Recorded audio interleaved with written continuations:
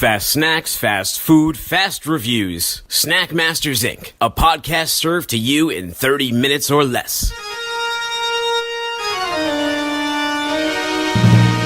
Snack Masters Incorporated.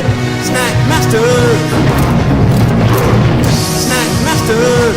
You'll be snacking with the Snack Masters. Snack Masters.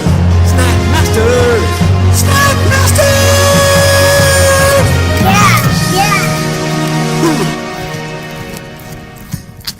Hello and welcome to Snack Masters Incorporated. I'm Dooner, here with the Snapea dresser, MSG.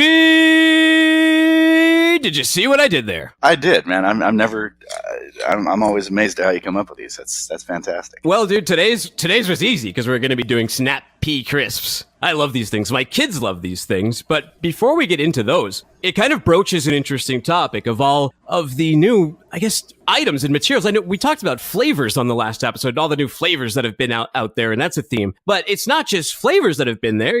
Now it's not, it used to just be corn chips, and then you had, cheese balls, and you had potato chips. But that was the entire universe of snacks in the 80s, right? And then you had crackers and cracker variants. Yeah, what happened? I don't know. I guess maybe our lives have become so mundane that we need to just start branching out, or I don't know. They've come up with these different ingredients now, and I'm astounded. It's just like kind of hit me all of a sudden now that I've started doing the show. I've got some rice crackers here in front of me. I've got these things, ground up peas that they form into pea shape. I even picked up some, some that we'll talk about in a little bit here, some unusual stuff. But yeah, it seems like they've taken just about anything and tried to make it into a chip. There's pasta chips now. Somebody gave us some of those for, in a Christmas basket. Pasta chips. Are those good? They're okay. I mean, they're made out of wheat flour, so I think they're more like a cracker. Yeah, I've seen those at the grocery store. I haven't gotten them yet. Yeah, they're not this wild departure or whatever. I think they just try to kind of make them unique, but they're not all that unusual. But it's just weird to me that they're making pasta-flavored chips. It's weird. Yeah, we've had such a backlog of snacks that we still had to blow through in my pantry that I didn't want to get those yet and just have them sit there, because sometimes then they end up getting eaten in my house before we even have time to do them on air or even have time to do an Instagram review. So I've been sitting on those. And another reason is they just don't seem that appealing to me. But, when you notice, the big driver really behind all these different compositions of snacks has been to fulfill dietary needs that have gone mainstream. It started with the fat-free era when people were demonizing fat, and to come up with new things for that. And then when you see gluten-free, you have to use different types of bases for your things instead of just the corn or the wheat. There's also, in an effort to increase protein in snacks or vegan snacks using cheese substitutes, all those kind of things. They've really opened up the world of snacking to make some really interesting sources and things that you wouldn't necessarily would taste that great as the carrier, the layer, what do you call it? The body of the chip or the snack itself. The vehicle in which the flavor is delivered. I never even thought of that. I never considered that it was because of the food allergies and the dietary restrictions stuff. I just thought people, these companies were getting wacky, but yeah, that makes sense. They had an excess of lentil beans or peas lying around. Yeah, I don't know. Maybe the lentil the green pea lobbyists finally broke through in Congress, and I don't know. Do you have a favorite of one of these, new or alternate types of snacks? Yeah, I don't know, not really. I mean, I'm an old meat and potatoes kind of guy. I like the kettle chips. I live in Idaho, so obviously I'm partial to potatoes. Baby, potatoes ain't the only thing that they grow. Hell no. I live in Idaho, so obviously I'm partial to potatoes. So no, I haven't. This is all new to me. I don't have food allergies. I haven't had a reason to go out and seek out alternatives to the standard. I mean, I've tried a couple here and there, but no, I mean, some of them have just been passable. But I'm never going to replace, potato chips in my pantry for rice crackers or something like that. What about yourself? You got something that's sticks out in your mind here? Well, it's interesting you mentioned rice crackers, because that back in the 80s, 90s, if you did want an alternative snack, you could go in the Asian food aisle or the foods of the world aisle, and rice crackers have always been a thing in Asian culture. But I'm not a huge fan of the rice crackers, but one thing that my wife has been getting for quite a while, they're not the Harvest Snaps, but I think they're called Inner Peas from Trader Joe's. And she's always like those, for me, and we're actually going to review these, so I'm not going to step on the lead here. Those are pretty good. But the other one I'm going to review is the lentil bean tomato basil ones. And I like that quite a bit. That's one of my favorite of these alternate snacks. There's a company right now that is making tortilla chips out of crickets. Sound good? I don't know. And actually, I believe that company is Boston based as well, a startup here. And they, too, may have been on my favorite show, the Shark Tank. Fan review time. We've got a review from Aubriana out of Pittsburgh. Listener review. And thank God she did, because these things look disgusting. They are Chomperz Seaweed. I don't even know what you call these. They're a chip, and they look like they have some seaweed rolled in the middle. I'll post a graphic of these on the Instagram, instagram.com/snackmastersinc. These are jalapeno flavored. Let's roll to the review. So today we are reviewing the Chomperz product of Nature Snack. They have a Funyun kind of texture to them, kind of spongy. There's seaweed on the inside, and they're very spicy, which I like. Not too sure about the overpowering seaweed flavor, but at the same time they're still very addictive. As it says, strangely addictive, which is true. I would give them a 6 out of 10. You've been snacking with the... And there they were, looking like a bugle after a shipwreck. Seaweed-filled chips. If you'd like to submit a review to Snackmasters Inc., feel free to do so at snackmastersinc@gmail.com. We'd love to be snacking with the... All right, and on to our reviews today. The snacks we're going to do today is we have, I think, the whole product line of Harvest Snaps here. I have the lightly salted original. You said that you have the Caesar Snap Pea Crisps? I did. I saw these next to the plain ones. I thought, hey, we're doing Harvest Snaps. I'm going to grab these because they're unusual and give them a shot. And I got the Harvest Snaps lentil bean tomato basil ones. I've had these numerous times. I love these. These to me are a little bit better than the pea ones. But let's go over these. Since I have the original, we'll start with those. They are Harvest Snaps Snap Pea Crisps. Original green pea crisps, baked, lightly salted, 50% less fat. Compared to potato chips. I was like, 50% fat? Less fat than what? Good source of fiber, low sodium. They're made by a company called Calbee, Calbee. I think they may be Australian. No.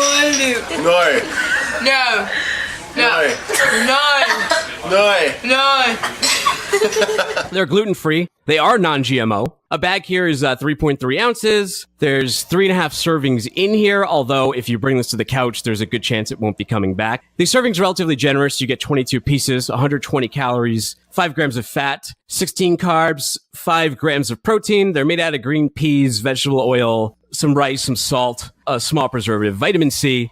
They are... They're good. These are one of the snacks that my infant, well, I guess he's not an infant anymore. He just turned 1. He likes these a lot, and they're easy for him to eat. They don't get messy. I'm going to bite into one right now. See what we got doing. Yeah, so there's a bit of a crunch here. There's plenty of chew going on within this Snap Pea Crisp. This is one of those flavors that, as I mentioned, if you bring it back to the couch, it can be dangerous because, the first one, you're like, yeah, okay. But that really builds up, and they get kind of addictive, and you just want to pop more and more of these in your mouth. They remind me of a healthier version of Andy Cap fries. I don't know if you've ever had Andy Cap fries. That's right. He does like the hot fries and the cheddar fries, which I love a lot too. So this is a similar kind of snack. It's shaped the same, similar composition, similar chew factor. The one thing about these, I would say, is that if you don't like peas, you're not going to like these because there's a strong pea flavor here, and it overrides any of the other seasoning. As it says, it's lightly salted. So now that it's really resting its laurels upon a dried pea crunch. But I find these very, very snackable. I would give them a 7.5 out of 10. Okay. Wow. Yeah, and I think this may be the first time I did actually a simultaneous crunch with you. So we were crunch buddies there. And it's the little 12-year-old in me that kind of laughed when you talked about the yummy pea flavor. So, I remember buying these a few years ago, seeing them on the shelf, Dooner, that, Harvest Snaps, and looking at the front of the bag.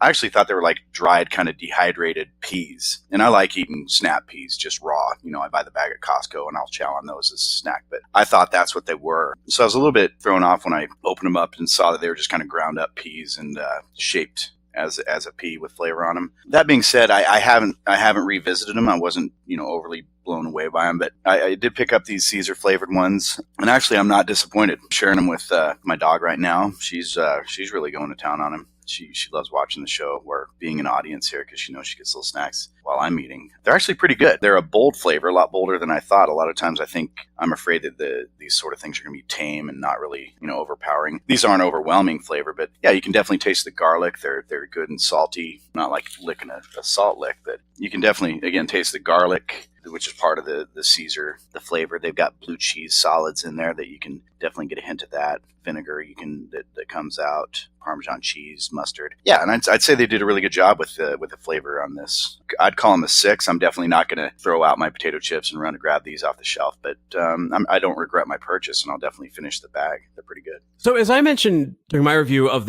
because yours is a pea-based one too, does the Caesar flavor, what's the flavor balance? Does the Caesar override the pea flavor? Do they play in concert with another? How does that go? Yeah, so I think it's part of just the amount of the seasoning on the outside that you definitely get the Caesar flavor at first, and then it transitions into a pea flavor, which I don't hate. I'm not a huge fan of cooked peas. I like the raw peas, and I'd say this is more of a kind of a cooked pea flavor, but it's okay. It definitely comes out in the back half of the snack, if that makes sense. The initial bite is the seasoning, and then you get kind of into the pea flavor, which is, not horrible. I got another one of these. As I mentioned, we did I think that's their whole product line, is these lightly salted, the Caesar. And then what I have here from Harvest Snaps is not a pea-based one. It's a lentil bean-based one. These are flavored lentil bean crisps, baked also by Harvest Snaps, by Calbee. Tomato basil, 40% less fat, good source of fiber, less sodium. Again, that's compared to regular potato chips. These are gluten-free. I'm noticing, though, interestingly enough, these are not non-GMO. So I guess they had to source GMO or genetically modified lentil beans. So keep that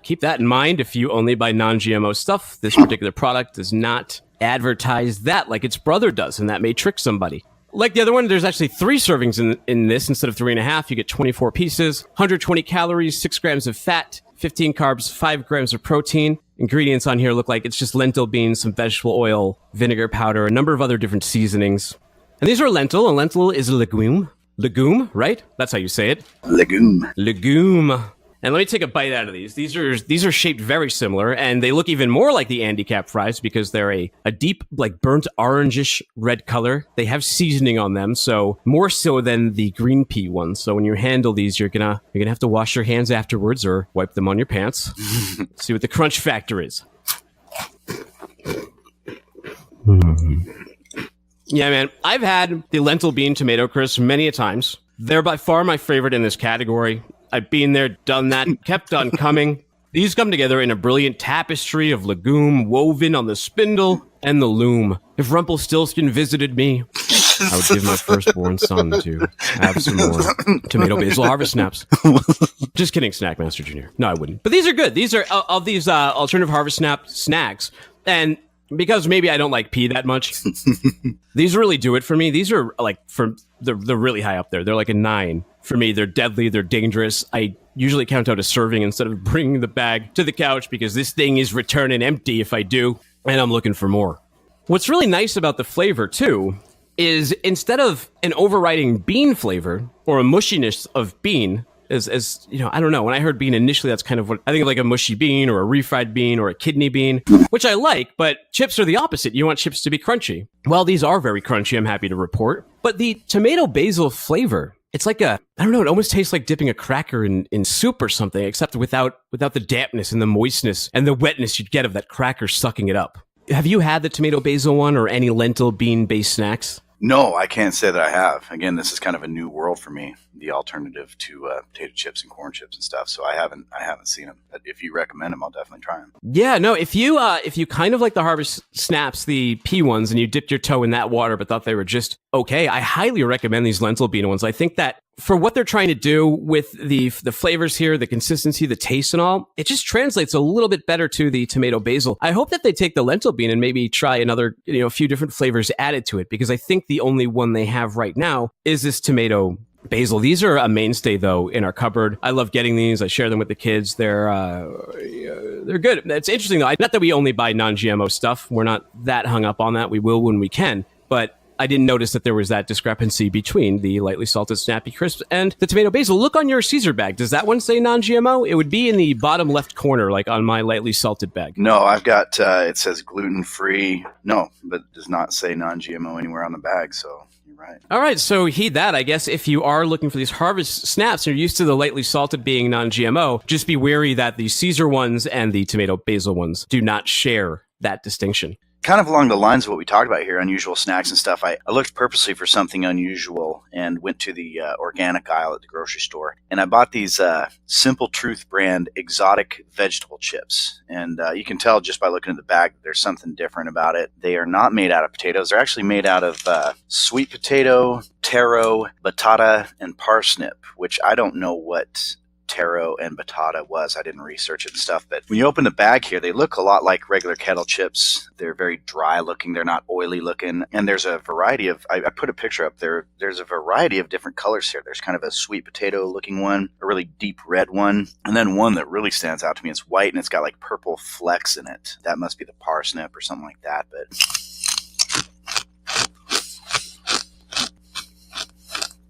and I just ate that one. I'll tell you what. Oh, real quick, tail of the tape here. So with this, you get about 16 chips, which is an ounce, 160 calories, 10 grams of fat, 16 grams of carbs, 3 of sugar, and 2 of protein. So I think most of that's based on the oil that they're fried in or whatever they use to bake it. But yeah, I was skeptical. Again, I usually stick with the norm, the potato chips, corn chips, things like that. But these are actually pretty freaking good. It's got a little hint of different flavor. It is a lot like a potato chip, but there's almost a kind of the sweetness that you get from the sweet potato. There's actually, surprisingly enough, a sweetness that's associated with the parsnip too. They're good and crunchy. They're not oily like you know how there's kind of a sheen on the kettle chip. These are more of a matte finish, if you will. I'm sharing them with my dog. She's going to town on them. She absolutely loves them. They're lightly salted. They're definitely a lot less salty. I feel pretty good about eating these, whether or not they're more, have more nutrients or vitamins or whatever.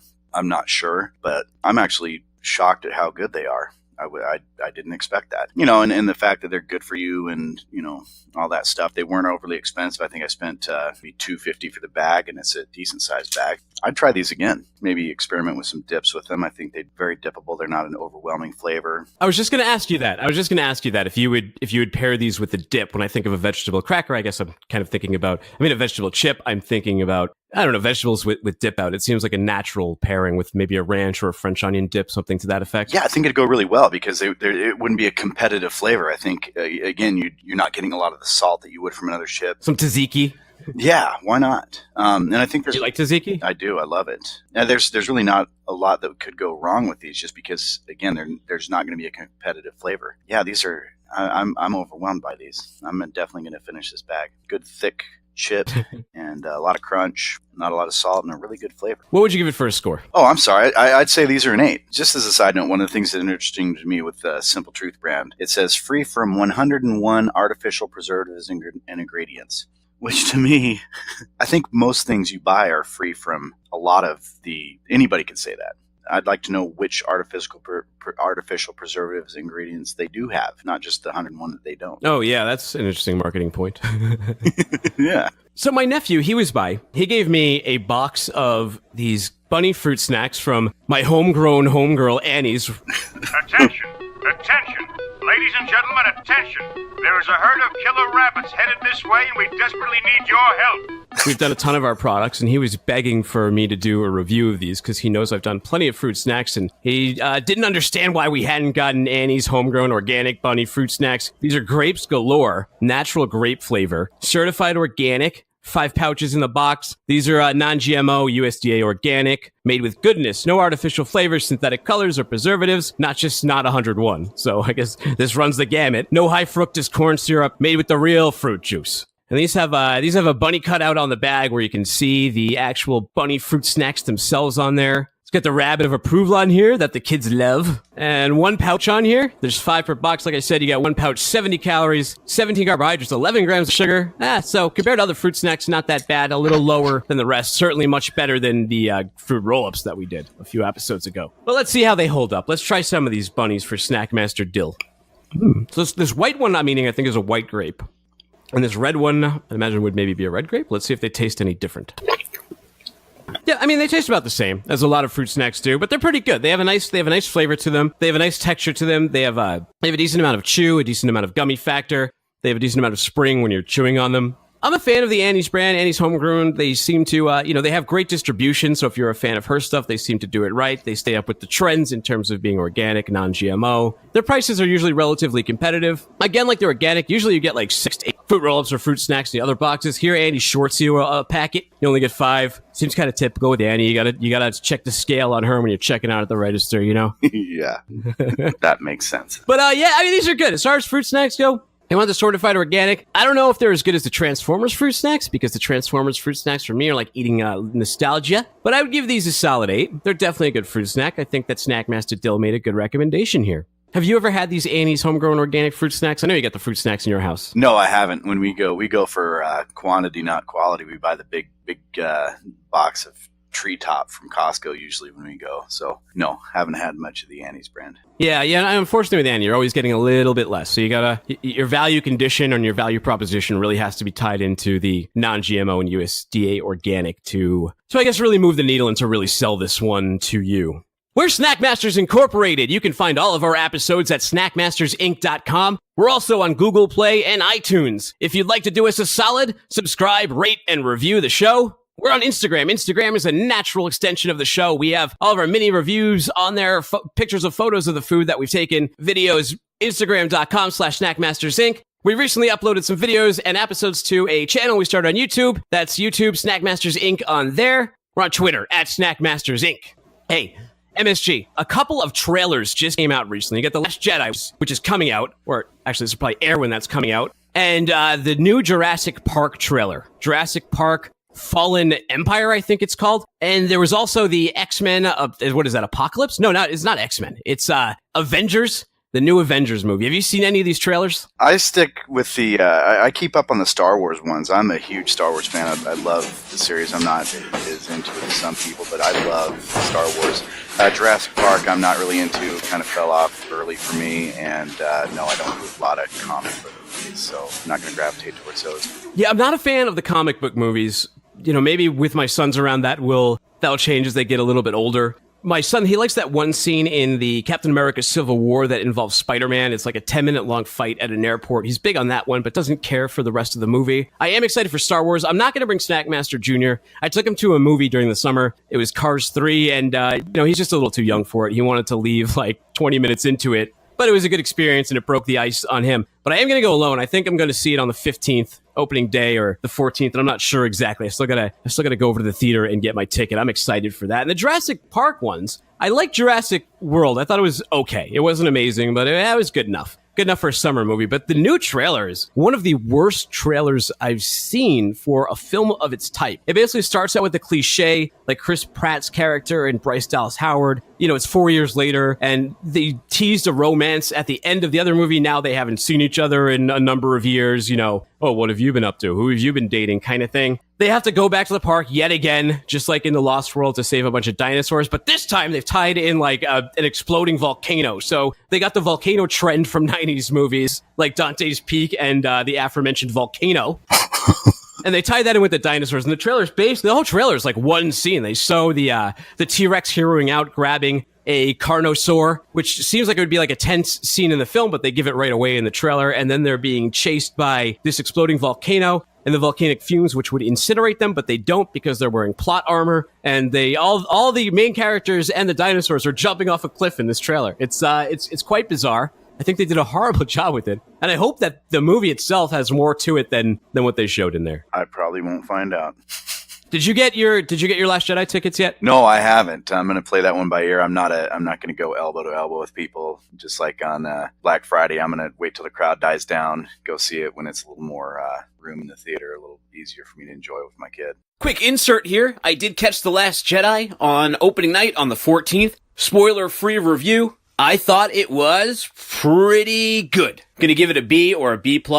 Had some of my favorite scenes in a Star Wars movie, and some of my least favorite scenes short of the prequels. Absolutely loved the development of Kylo Ren. The storyline with Luke, Rey, and Ren was fantastic. Felt like there was some wasted time with that casino scene. You know what I'm talking about if you've seen the movie. A lot of vitriol towards this one by some hardcore Star Wars fans. I don't think so. I think there's plenty of merit within the movie. I think I like The Force Awakens Rogue One a little bit more. But all in all, this is a good time at the theater. I recommend it. May the Force be with you, and also with you. All right, Snackmaster Jr., take us out of here and make it snappy. What do you want for later?